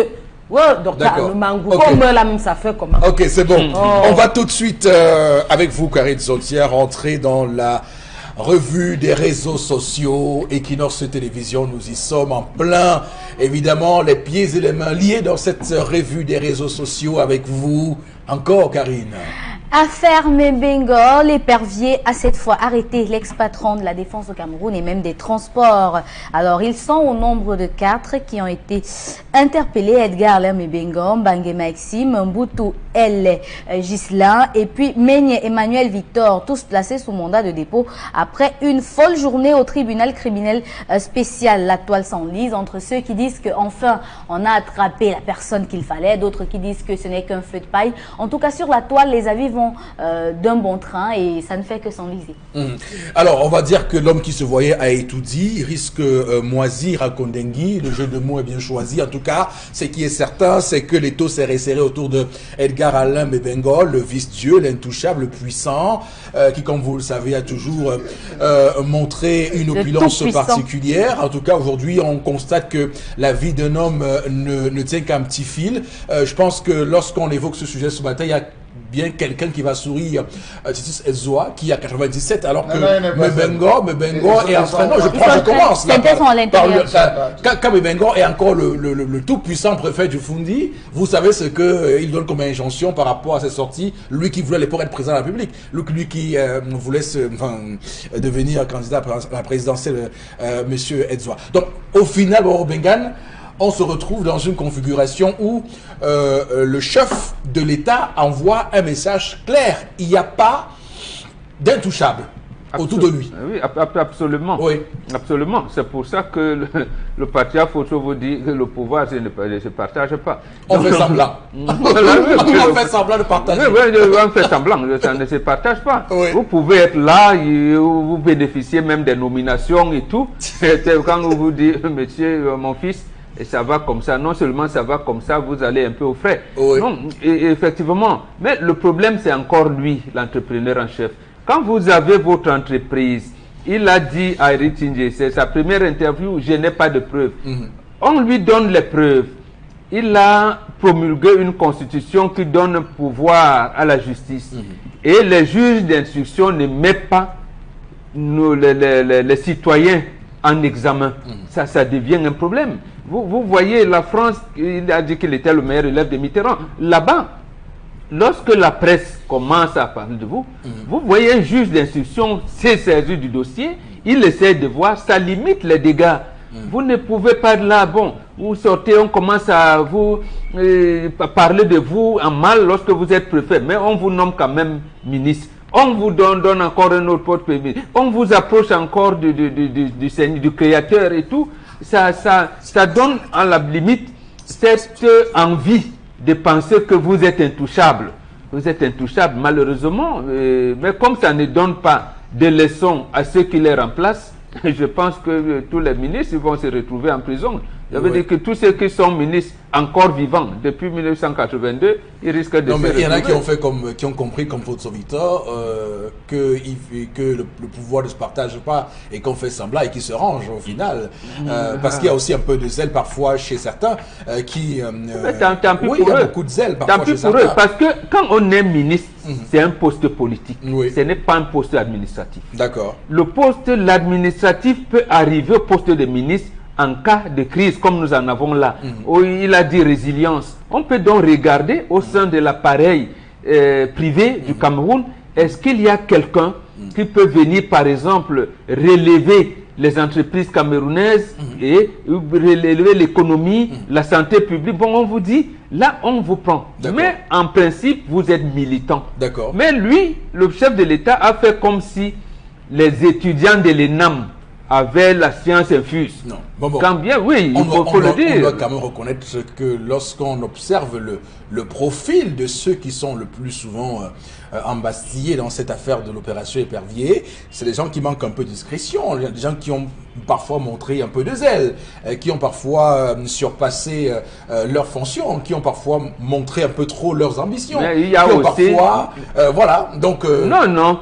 Il y a justement, ce sont les étudiants de l'ENAM, parce qu'ils ont embastillé les gens qu'ils ne devaient pas embastiller. Et comme la nature n'est pas ingrate, je vous dis, quand vous crachez en l'air, ça retombe sur vous. Je vous dirai tout de suite, Vamulke, il est là. On commence d'abord à ne pas savoir pourquoi on l'arrête. On dit complicité. Il dit, j'ai jamais géré avec Mendoza. Charles Metouk fait quoi en prison? Il y a plein de gens comme ça que les gens de l'ENAM ont mis en prison, précisément par excès de zèle.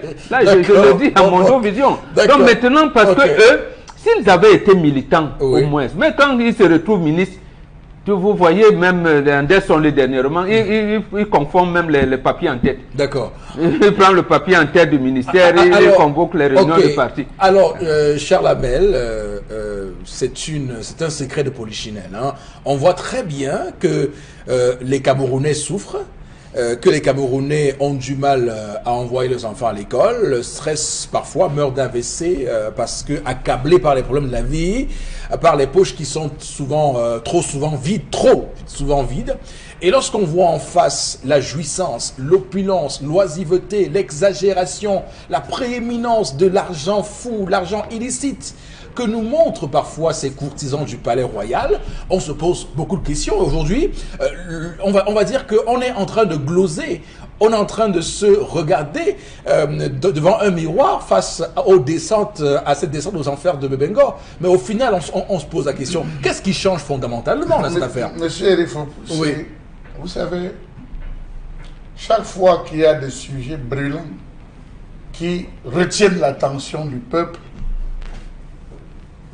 les gens de Yaoundé ont toujours des stratégies pour distraire le peuple.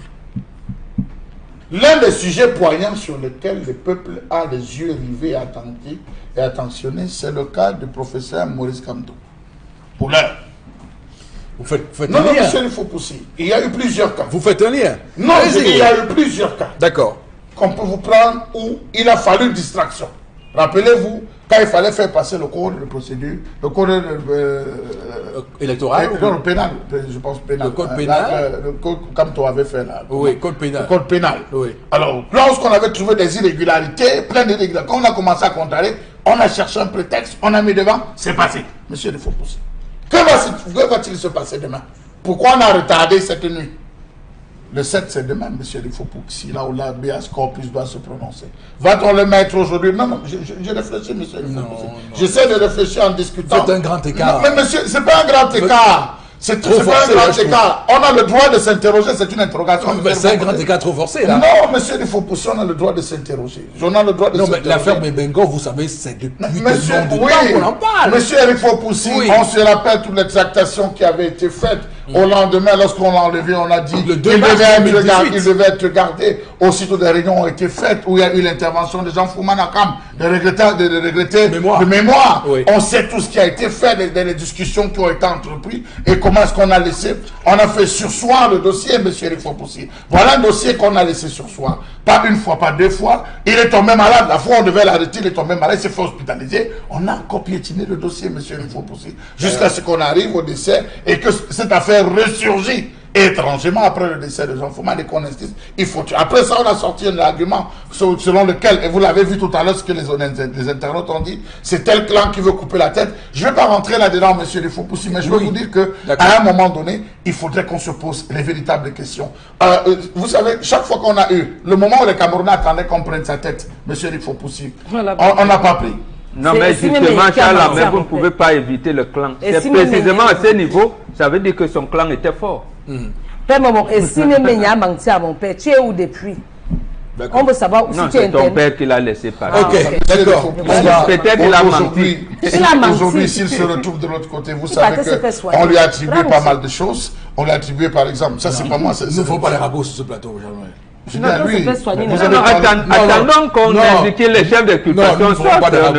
C'est pas une question de ragot. Non, parce qu'on n'a pas encore clairement les chefs il est en garde à vue, il est exploité. Attendons que l'instruction se fasse. En fait, si c'est établi, c'était sur la toile. Tout s'est passé sur la toile. C'était en relation avec MacForce, le dossier MacForce. Oui, mais pour l'instant. Mais est-ce qu'il sera donc blanchi? S'il est blanchi demain. Oui, il n'est pas encore. Il n'est pas encore condamné.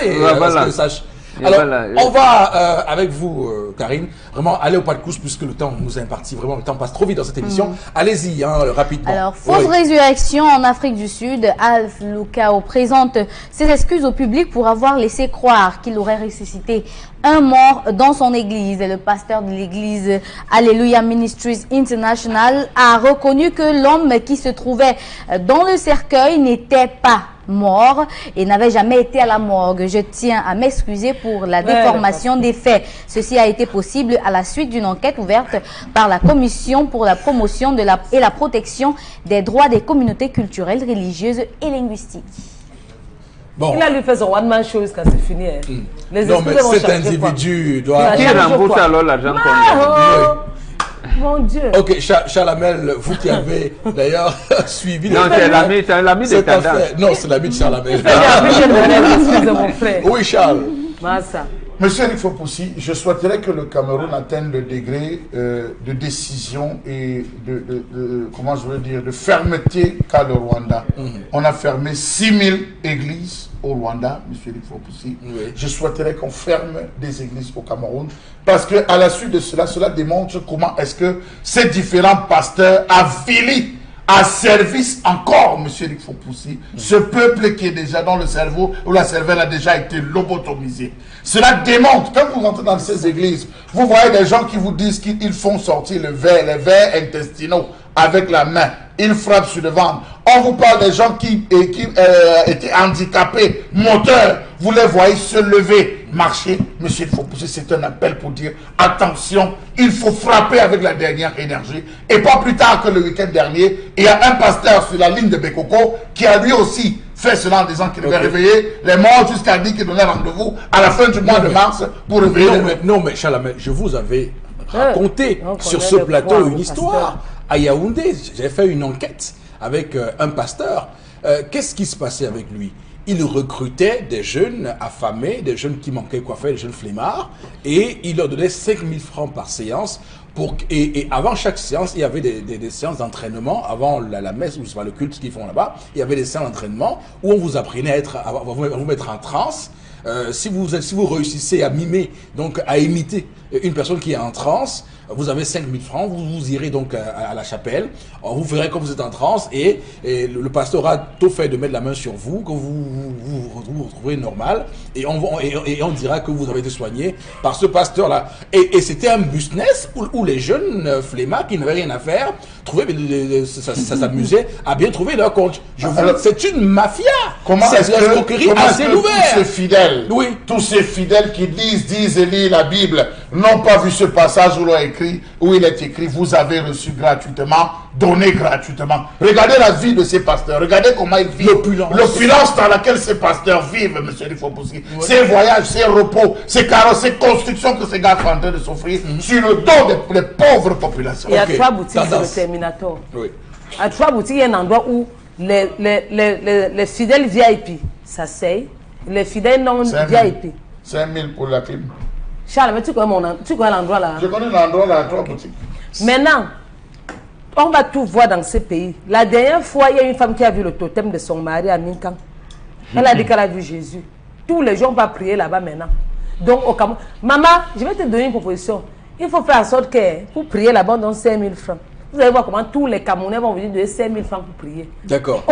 De ces mensonges. Elle dit, voilà Jésus, voilà Jésus. Tout Yaoundé est sorti. Tous les vendredis, on va prier là-bas. Ok, on sort rapidement de cette revue des réseaux sociaux, Karine. On avait 2 informations. Ah d'accord, ok, d'accord. Je suis complètement... Alors, on va tout de suite, madame, messieurs, prendre Constilamine pour la suite qui nous retrouve au plateau B. Il est déjà en place, Constilamine. Avec lui, on parle du concept Salaka, le magasin 1001 tapis.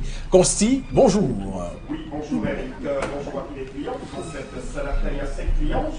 Vous avez encore 4 jours, c'est-à-dire mercredi, jeudi, vendredi et samedi, pour bénéficier des réductions exceptionnelles sur tous les prix du magasin 1001 tapis. Donc courez rapidement, appelez dès à présent et bénéficiez d'une réduction exceptionnelle sur tous les prix dans notre magasin. Nous allons tout de suite commencer la vente de ce matin, chers téléspectateurs, avec un magnifique fer à vapeur. Vous l'avez donc à 9000 francs, c'est le prix officiel. Mais vous l'achèterez jusqu'au 9 mars à moins de 9000 francs. Je rappelle qu'il est neuf, il est à vapeur. On peut également l'utiliser à sec. Il est arrosé de 6 mois de garantie. Ce magnifique fer à vapeur d'origine européenne. Vous l'avez donc à moins de 9000 pour le compte de cette belle journée commerciale. À côté bien sûr du fer à vapeur, nous venons avec une grande innovation. Ce sont les porte-cure-dents automatiques. Et à côté de ces porte-cure-dents, vous avez 3 couvre-bouteilles. Oui, après avoir bu son vin, on n'a pas fini son vin, on n'a pas fini sa bière, on n'a pas fini son jus, que de laisser, c'est-à-dire sa bouteille ouverte. On couvre délicatement sa bouteille avec des couvre-bouteilles. Vous avez donc l'ensemble d'un porte-cure-dents, de 3 couvre-bouteilles et bien entendu de 3 morceaux de savon de 400 grammes. Vous les avez normalement à 5000, mais dans le cadre de la réduction, vous achèterez cela à moins de 5000 francs au magasin 1001 tapis. Les restaurateurs restaurateurs, les hôtels, les particuliers, ça vous interpelle. Alors, les robots mixeurs 2 balles, un bol à sec, un bol à eau, c'est de qualité supérieure, avec garantie. Vous ne retrouverez cela nulle part ailleurs, rien qu'au magasin 1001 tapis. Grâce au concept Salaka, vous les acheterez à moins de 12 000 francs pour le compte de cette semaine. Un véritable laptop corps de Dieu. Oui, HP, Dell, Toshiba, Lenovo à 65 000, mais vous l'avez à moins de 65 000 francs pour le compte de cette belle journée au magasin 1001 tapis, livraison dans tout le Cameroun. Ceux qui veulent écouter la musique, la radio, un woofer neuf avec clé USB, carte mémoire, vous l'avez à moins de 25 000 francs. Je dis bien réduction sur le woofer. Ordinateur complet, toujours au magasin 1001 tapis, en plein cœur d'Aqua, c'est à Douala, vous l'avez à 45 000. Un robot mixeur 2 bols, avec un bol à sec, qui a 4 lames, un bol à eau, qui a 6 lames, vous l'avez à moins de 20 000 francs. Vous ne payerez pas 20 000 jusqu'au 9, mais vous payerez moins de 20 000 francs. Laptop Core i5, bien entendu, donc le Core i5, vous l'avez donc à 125 000 francs, accompagné bien sûr d'un fer à vapeur. Non seulement il y a la réduction, mais tous ceux qui vont commander ce laptop de 125 000 vont recevoir gratuitement un fer à vapeur. Uniquement pour cette semaine. Régulateur de tension numérique, vous l'avez à partir de 160 000 francs. Je dis bien un régulateur de tension numérique, vous l'avez à partir de 16 000 francs, tant pour moi, du côté bien sûr du magasin 1001 tapis, mais dans le cadre de la promotion, vous l'achèterez à moins de 16 000 francs. Il est neuf, il est de qualité supérieure, véritable imprimante, une imprimante 3 en 1, ça scanne, ça imprime, ça photocopie. L'impression est nyanga, la photocopie est ouais. Vous l'avez à moins de 35 000 francs au magasin 1001 tapis, une imprimante neuve dans le carton. Les bouilloires électriques, encore appelés chauffe-eau. Oui, pour bouillir de l'eau, que ce soit pour le café, pour le tapioca, pour boire de l'eau chaude, vous l'avez à moins de 7 000 francs, 7 500 au magasin 1001 tapis, une bouilloire en inox. Nous revenons encore avec le laptop Core i5 au lieu du Core i3. C'est le Core i5 plutôt cher téléspectateur de marque HP.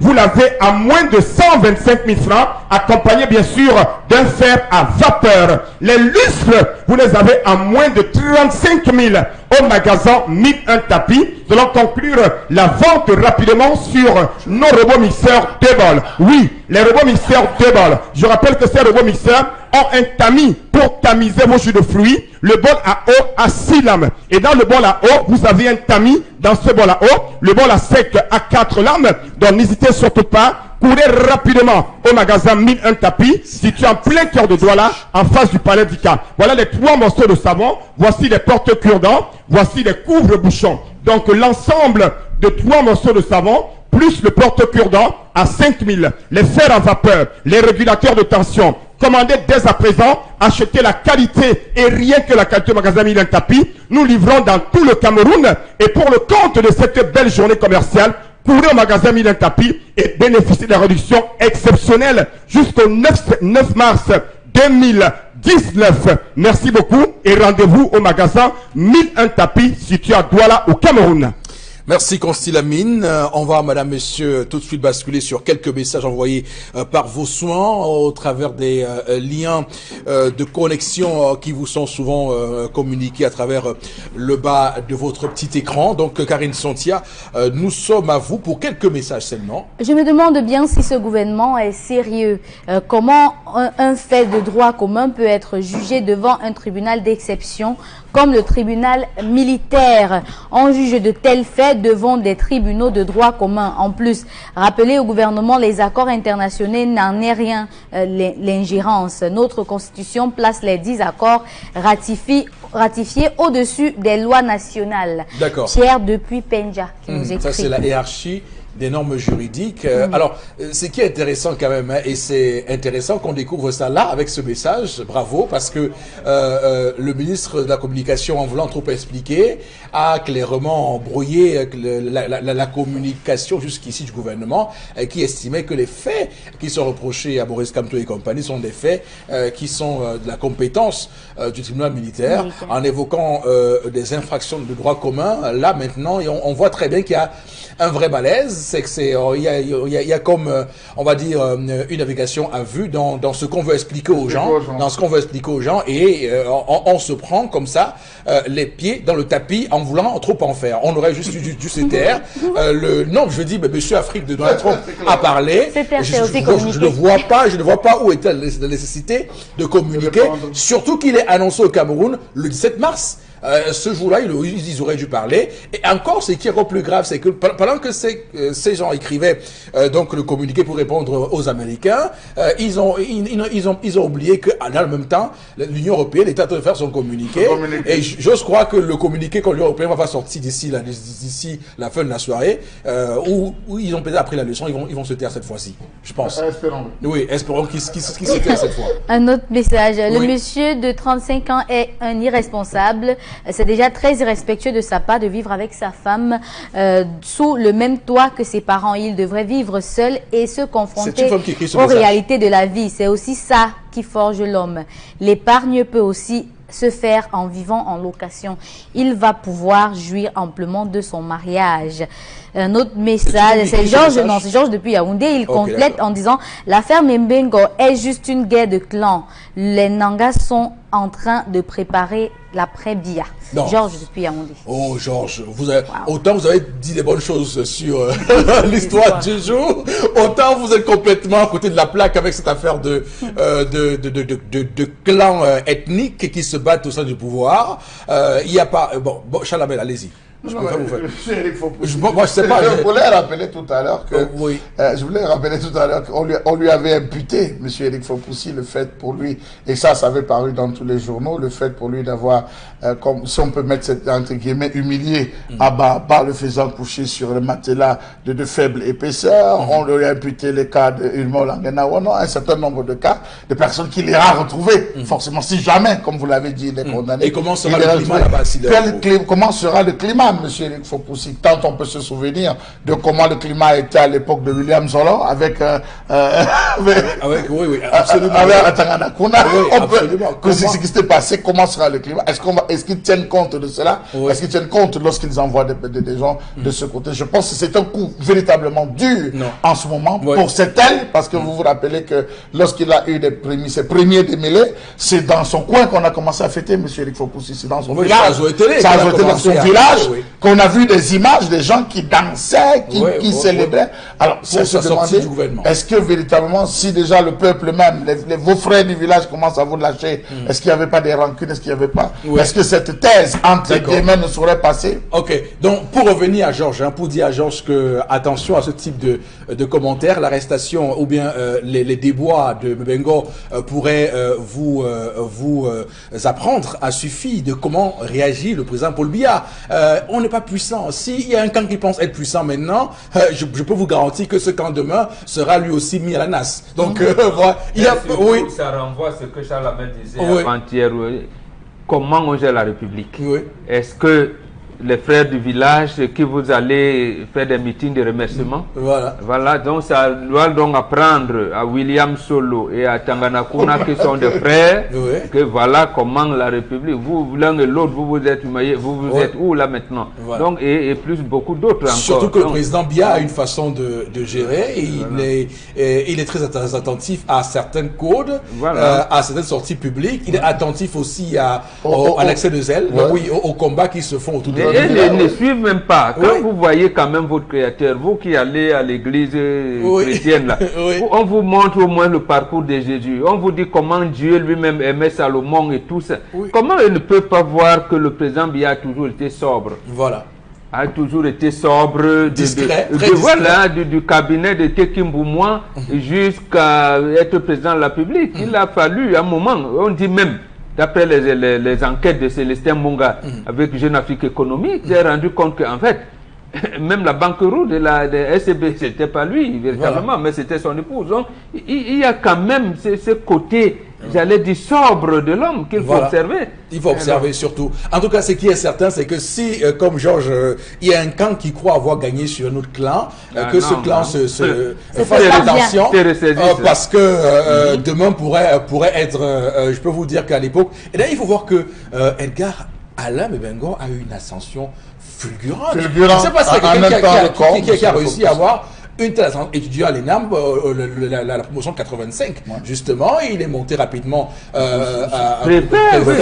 après préfet. C'est pas n'importe où. Il a l'océan, le Fundi, vraiment des grands départements. Et moi, je me rappelle, c'est lui qui bastonne Mongo Betty et Boussi Boulaga pour avoir apporté le soutien, avoir créé un comité de soutien aux citoyens de Zoa. Voilà, tout à fait. Souvenez-vous. Il les a arrosés correctement.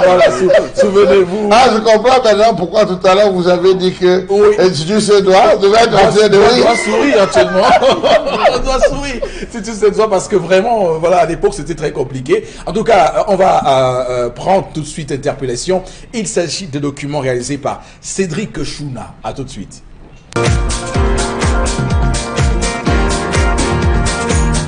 Pour moi, pour que le Cameroun avance, nous devons d'abord revoir nos mentalités.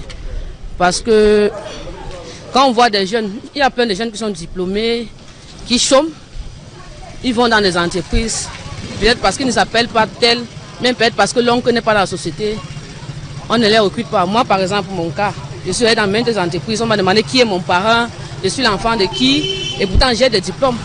Mais voici le fait, c'est que je n'ai pas fait à l'école. Ça sera par rapport à la mentalité. Ne pas regarder que non, je donne uniquement à mon frère. Même à celui qui n'est pas ton frère, tu peux donner. L'amour du prochain et faire avancer la société, c'est un peu ça mon point de vue par rapport au développement de la société.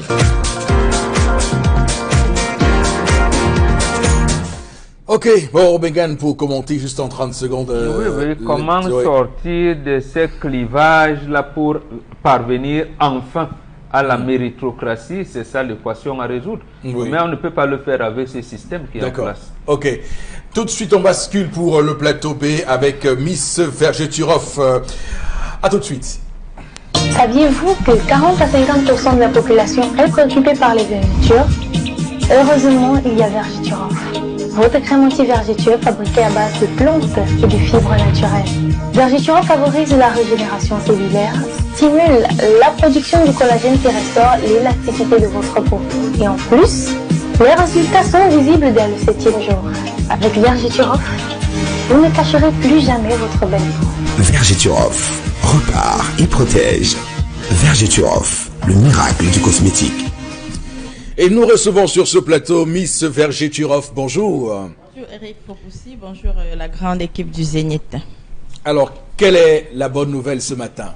Ça, ils sont nombreuses déjà à le savoir. Bonjour fidèles téléspectateurs. Alors vous qui souffrez des vergetures, vous qui avez encore du mal à croire au miracle de la cosmétique, vous qui vous exclamez en ces termes, est-ce qu'il y a véritablement un traitement pour lutter contre les vergetures? Vous qui avez encore du mal à vous rendre à la plage sous prétexte que vous avez un corps plein de vergetures, vous qui avez du mal à aborder des démembrés, eh bien terminez vos soucis, terminez vos angoisses. Miss Vergeturov a mis sur pied une véritable panacée pour lutter efficacement contre vos vergetures. Adieu les problèmes de vergetures.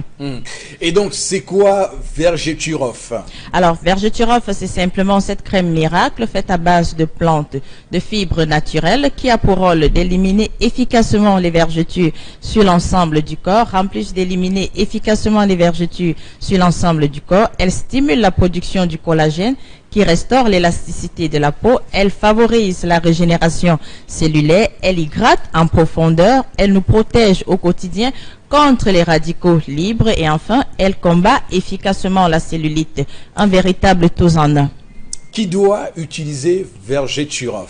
Alors, les hommes, les femmes et les adolescentes. C'est surprenant quand je dis les hommes parce qu'il y en a qui prennent suffisamment du poids et les téguments s'éclatent. Bonjour les vergetures. Les femmes enceintes également doivent utiliser Vergeturov pendant et après la grossesse parce qu'elles sont nombreuses à me demander, Miss Vergeturov, est-ce qu'il n'y a pas d'effet secondaire? Que non, pas d'effet secondaire. Et donc, quel est son mode d'emploi? Alors, aussi simple, pour utiliser Vergeturof, il vous suffira simplement de nettoyer la zone à traiter, bon, pas seulement la zone à traiter, de prendre votre pain de bain, prélever à l'aide d'une spatule une quantité de produit que vous allez appliquer sur les vergetures, masser, frotter jusqu'à obtention d'une sensation de chaleur. N'effleurez pas, ne l'associez pas au produit éclaircissant, répétez l'action 2 fois par jour. Par ailleurs, avant de commencer le traitement avec Vergeturof, prenez la peine de filmer avant et après car c'est vous qui appréciez les résultats. Voilà, efficace, simple et pratique. Ouais. Alors on va terminer avec sa particularité et les points de vente et contact. La particularité de Vergeturof aujourd'hui n'est plus à démontrer, c'est son efficacité. Vergeturof a réussi là où les autres n'ont pas pu réussir. C'est également son petit prix, 6 500 francs, je répète, 6 500 francs. Elles sont également nombreuses à me dire, Vergeturof, j'ai vu le produit à tel endroit, le vend à 8 500 francs. Non, c'est 6 500 francs. C'est également sa double, triple protection contre les intempéries. Alors ici, nous allons citer quelques points de vente dans la ville de Douala. Parfumerie Marie-Yvette du côté de Ndorbassi. Parfumerie Kefa du côté du marché Double Balle. Parfumerie Momi du côté du marché central. Parfumerie Tata Solo du côté du marché central, parfumerie Thompson du côté du marché de la cité de Palmiers. Les points de vente sont si nombreux. Appelez-nous simplement au 680 00 28 28, 680 00 28 28 ou alors le 694 88 84 57, 694 88 84 57 ou allez simplement sur notre page Facebook et tapez Vergeturof.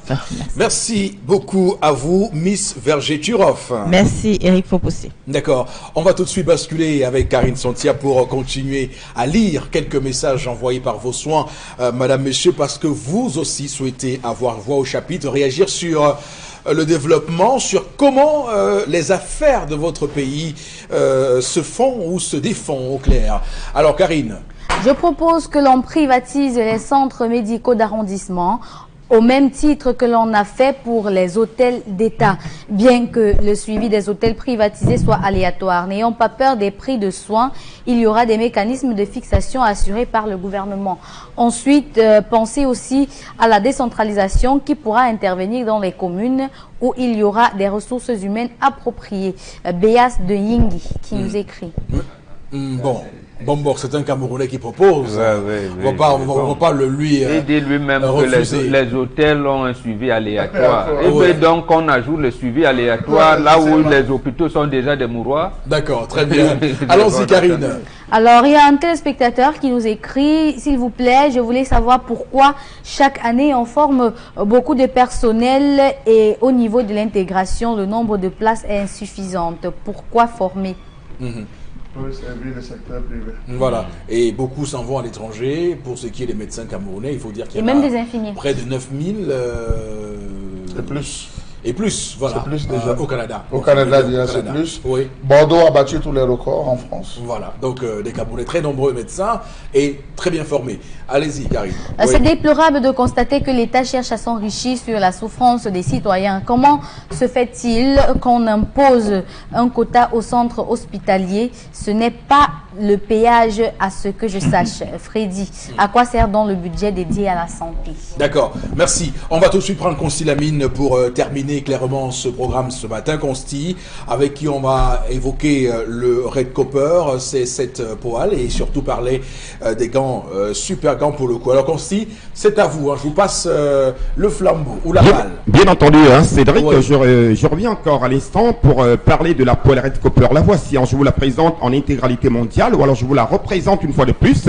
Je rappelle qu'elle ne colle pas, elle est solide, elle est durable, elle est donc arrosée de 2 ans de garantie. Elle est disponible au magasin 1001 tapis au prix de 14 000 francs. Oui, c'est le prix que vous connaissez déjà depuis pratiquement plusieurs mois. Ce prix est de 14 000 francs, mais dans le cadre de la célébration de la journée de la femme, nous allons accorder une réduction spéciale à tous ceux qui vont commander cette poêle. Vous ne l'achèterez pas à 14 000 francs, vous l'achèterez à moins de 14 000 francs du côté bien sûr du magasin 1001 tapis.